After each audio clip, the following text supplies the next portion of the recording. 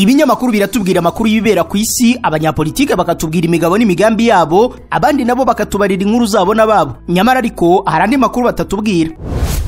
Ayo makuru na ya kampani Rubavu Buy and Sell Limited. Ngiyi kampani yizewe mu kugura no kugurisha ibibanza n'inzu mu buryo bwihuse. Ikorera mu burengerazuba bw'u Rwanda, by'umwihariko mu mujyi wa Rubavu ndetse no mu karere ka Musanze. Uretse kugura no kugurisha inzu, inabafasha kugura ibibanza no kubigurisha, ikanabafasha kubona apartment zo kubamo by'igihe gito cyangwa kirambye, ikanabafasha kuzamamaza. Ku bindi bisobanuro waduhamagara kuri 0782 42 43 82 cyangwa ukatwandikira ku mbuga nkoranyambaga zacu, hose twitwa Rubavu Real Estate. Rubavu Buy and Sell Limited, your trusted real estate partner.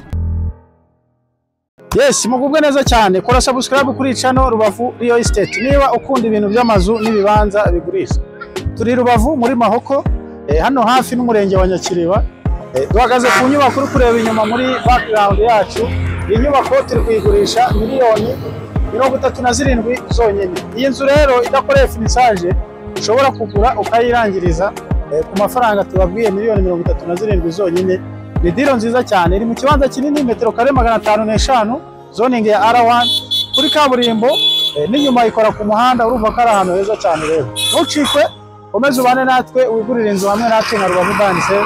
Inzu ifite ibyumba 4, salo, salamanje, toilette ebyiri mu nzu, ushobora kugura kuri miliyoni 37 kandi ikora kuri kaburimbo. Iyi ni diro nziza cyane waba ukoze. Duhamagare mu bambere uhigurire. Ni muri Mahoko hafi n'umurenge wa Nyakiriba ku muhanda wa kaburimbo, ahantu heza cyane watuza famiye yawe ukaba ufite inzu isobanutse. Duhamagare kuri nimero reba kuri screen yawe kandi udukurikirane ku mbuga nkoranyambaga zacu. Hose ni Rubavu Real Estate.